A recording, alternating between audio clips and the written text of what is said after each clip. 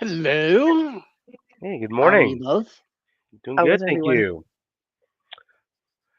So, what are Awesome. we talking Yeah, about today? yeah. So we just put together a newsletter that went out about our projections for next year. And I thought it would be good to share that with our LinkedIn Live community. And then if you hear your pipe in, let us know your thoughts if you have anything additional or comments to what we're going to discuss. So, you're saying um, we actually put out predictions for what we're thinking is going to happen in 2025? We did. Oh, we're pretty smart. That's pretty cool. Yep, exactly. And that's without a crystal ball. Yeah. Yeah, yeah. Us along with everybody else that's out there, they're kind of, you know, giving their 2 cents on what's going to happen next year. Yeah. If these were Hmm. like next year's football playoff picks, it'd be worth a lot of money for you. But anyway, it's our HR picks. No, and we do this every year. So this has Hmm. turned out to be something Hmm. that we've done in the last 5 years, and they've turned out to be um, pretty accurate for the most Hmm. part, and Yeah. we've enjoyed putting them out there. All right, so we'll dig into the first one, which I think you'd have to basically, really fall far off the ladder to not hit this one correctly. HR will more actively incorporate AI. I think we've seen a lot of things with AI. We've seen a lot of interest in of AI. We've seen a lot of tools. We've seen definitely a lot of hype about it. But I think what you're going to see this year is that people are actually going to dig in and start to use it. So I think the whole um, hype and build up and the whole should we or should we not is going to fade away, and a lot of companies are going to start actively using AI in their business. Yep. I would agree. I think, and even I'm on the board of a Total Rewards Association, and as we were planning our 2025 kind of calendar of programs, one of the top ones is going to be kind of a hands-on session for HR people on how to use it, and and basically bringing problems in, and then actually solving them with AI. So I think this one's a huge one that's going to be a lot of folks are going to be focused on it. I think so. I think Hmm. so. I think you're going to see Yeah. a lot more actual usages and case studies of AI in 2025. Okay, Hmm. second one. M&A market may see an uptick in activity. Well, it has to see something. It's Hmm. been so bad for the last 2 years.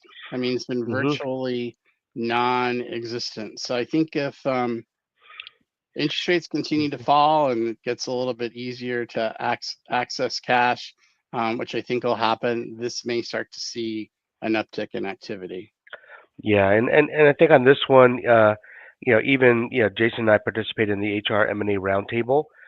This is one that the M&A roundtable is thinking that's going to be a big one, going into 25. Uh, and like Jason said, I mean, more cash. Hopefully, the regulatory environment is going to also support it. Uh, and we think it's going to be a really really positive year in 2025 for M&A work. Yeah, it'd have to be better than it was the last 24 months because it Hmm. was pretty dang slow for sure. Yeah, I mean, we've been involved in several over the last couple of years, uh, and but I think that the private equity firms are a lot more going to become more active, and definitely a lot of the private equity firms have also raised a lot of new funds, which will have cash available to spend on these kinds of things.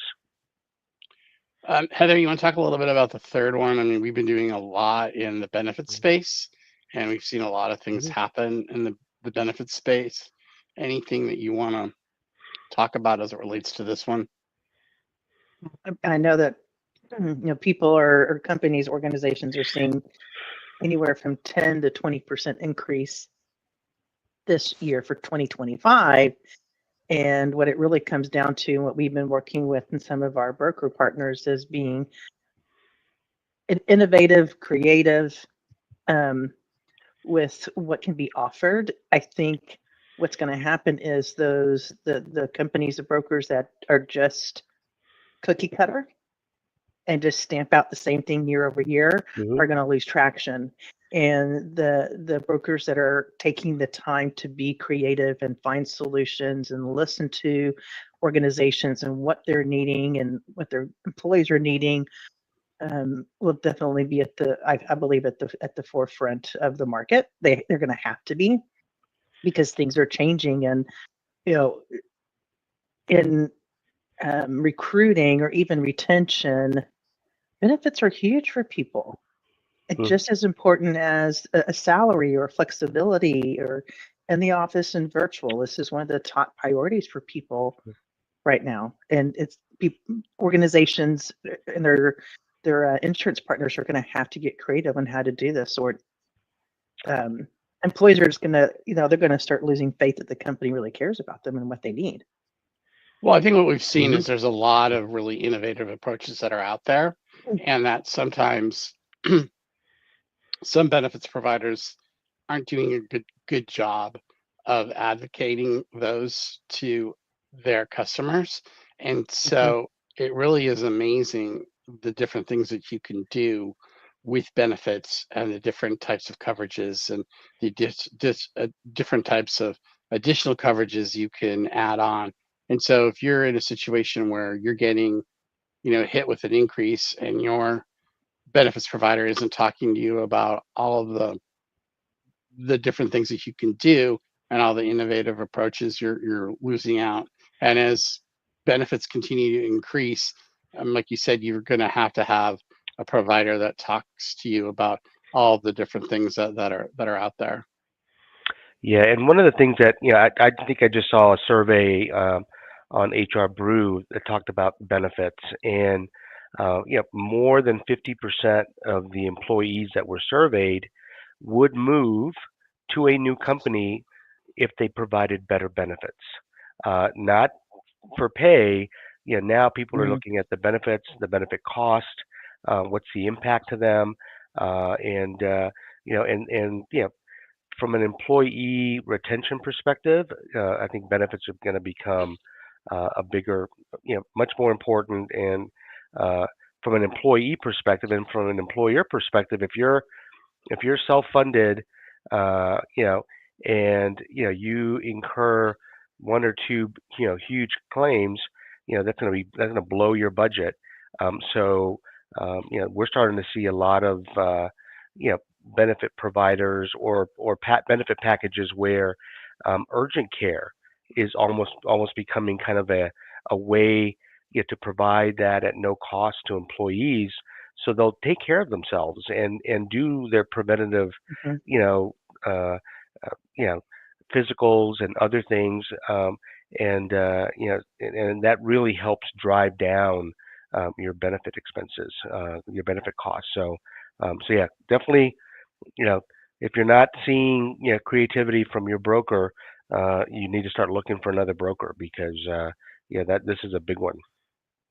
Well, if you're an employee and spouse and you have Mhm. family, that's a big hit when Mhm. you're paying for those benefits out of your check. I mean, Mhm.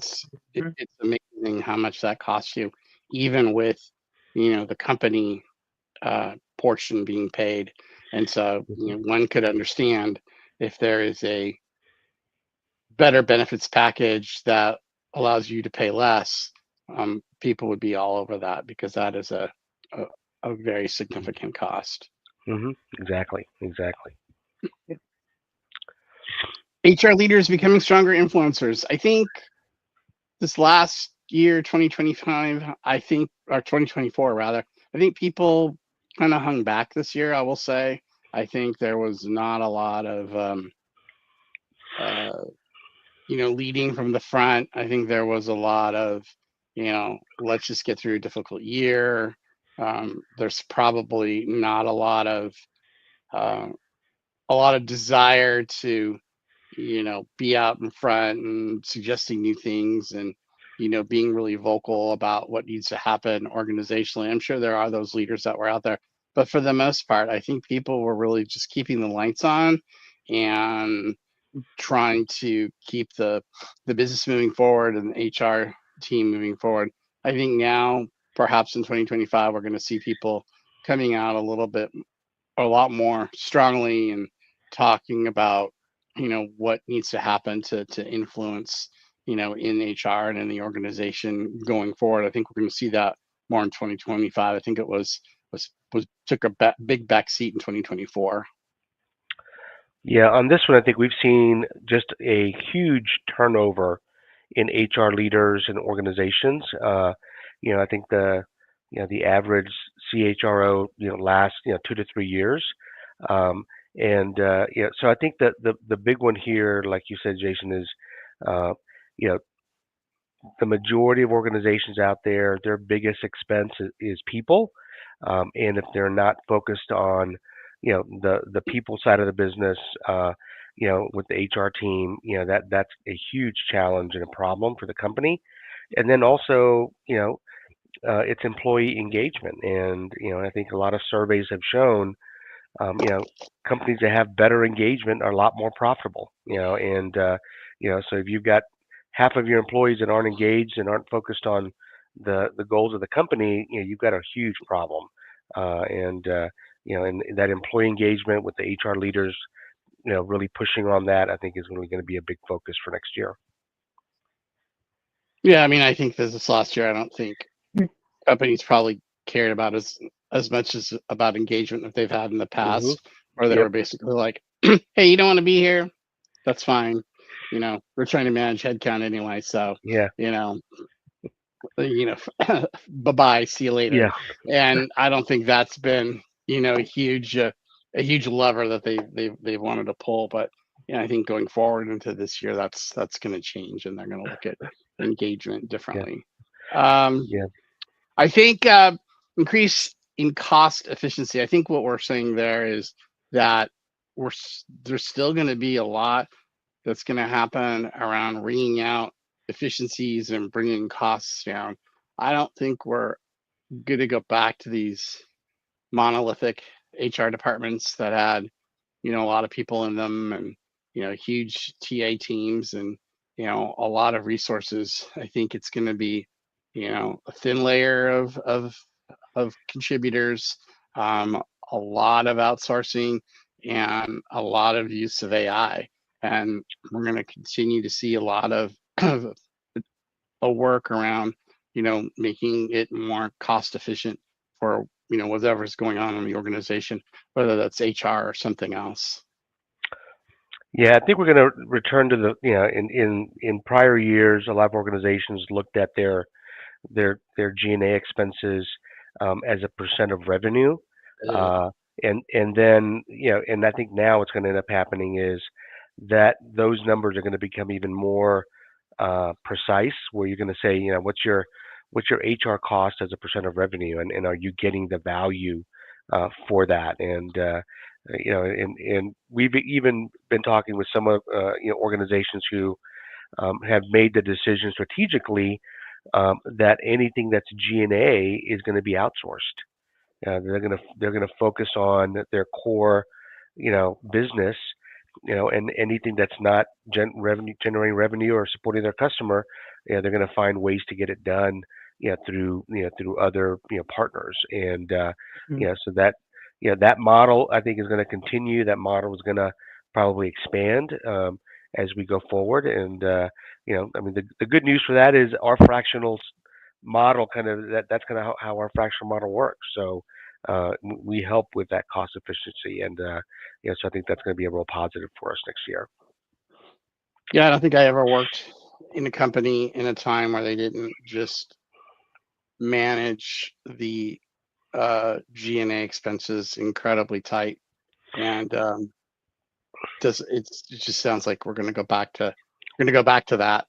And you know, it's difficult. It's difficult because along with managing the expenses, goes the statement, "You'll need to do more with less," which is always, challenging.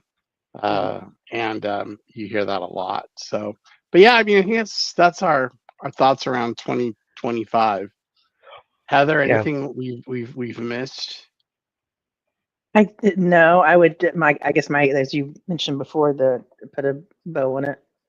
I think that the increase in cost efficiency rolls up into every single one of the above bullets. That those first 4 bullets are what will have to happen in order to increase the cost efficiency. And I know I've said this before. I'll say it again. We even heard it yesterday. We have a client. We've hit our 1-year anniversary and being their HR support, and once again we've heard from them. Oh my goodness, we thought we were making an A+ in HR, and then we realized we were making an F in HR, and we are so glad that we brought on Thrive HR to help us with our HR support. Because they look back now and go, wow, we really didn't know we didn't know, and now we do, and we're become a very good partner with this client. So, and I think the point there is we've helped them become more efficient, and we've reduced their costs associated with this space that they had before. We've done that for most of our clients. I think not most of it, all of our clients. We've done that. mhm. We've made them more efficient and reduced cost. Yep. Just about all you can ask for. Yep. And we've increased the level of service and the quality of service for employees and managers. So, that's the other side of it too. It is, you can do the cost reduction, but really provide, lower value from a service perspective. But I think in every case with our clients, the level of service has increased, and we're putting together some year-end, reports to show them all of the detail of work that we've completed, and some of that's even kind of surprised me, the amount of work that we've done. So, in a short period of time. So it's it's kind of cool to see that. Well, we look forward to seeing how these play out for the rest Yep. of 2025, and we look forward to talking to everybody after the new year. Yep. Yeah. Have a great rest of your holiday season. Yeah. Merry Christmas, everybody. Have a great holiday season. All right. All right. Take Here's care. the 2025. All right, Okay. bye. Thank you.